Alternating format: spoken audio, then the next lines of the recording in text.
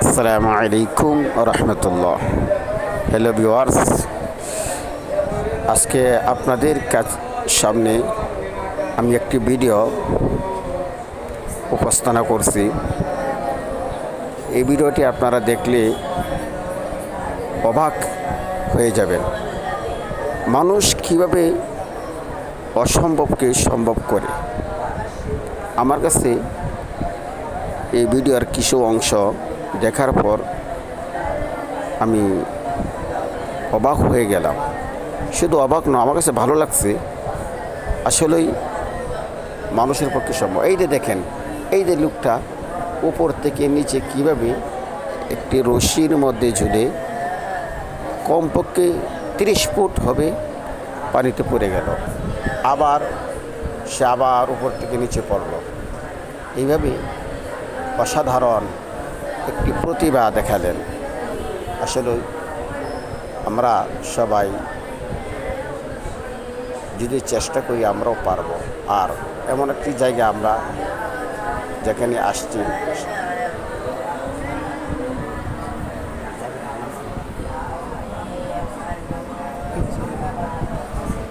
এই জায়গাটির নাম হলো হিফজুরের পাহাড়। হিফজুরের পাহাড় আপনার কাছে ভালো লাগবে যদি আপনারা আসেন, দেখেন। অনেক সুন্দর একটি জায়গা। এখানে পাহাড় আছে, আল্লাহর নিয়ামত। আল্লাহর নিয়ামত, পাহাড়, বন, সোনালি শ্যামল, কত সুন্দর দেখতে। দেখেন কত সুন্দর মনোরম দৃশ্য। আমি আমার দেখার পর আমার কাছে অনেক ভালো লাগছে। আমি যেরকম আনন্দ পাইছি, আপনারাও সে আনন্দর উপভোগ করতে পারবেন। হ্যালো ভিউয়ার্স, আপনাদের সকলের কাছেই আমার বিশেষভাবে আহ্বান, আপনারা এখানে আসেন, দেখেন। আপনাদের মন আনন্দ শীতল হয়ে যাবে, মনোমুগ্ধ হয়ে যাবে। যার কোনো আসলে কিছু কিছু আল্লাহর নিয়ামত দেখার পর মানুষের ভিতরে যে অশান্তি থাকে, সেগুলো অশান্তিগুলো দূর হয়ে যায়। তো মাঝে মাঝে দেশ ভ্রমণ করতে হয়, এটা সুন্নত। তা আমরা সুন্নত হিসেবেও আমরা দেশ ভ্রমণ করতে পারি।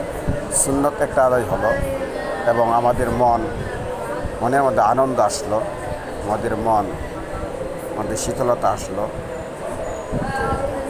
মানুষের মন তো সবসময় একরকম থাকে না। অনেক দুনিয়ার ঝামেলা, চিন্তা ফিকিরে মানুষের মন অনেক সময় বিভিন্ন রকম হয়ে যায়। তো কিছু কিছু আল্লাহর নিয়ামত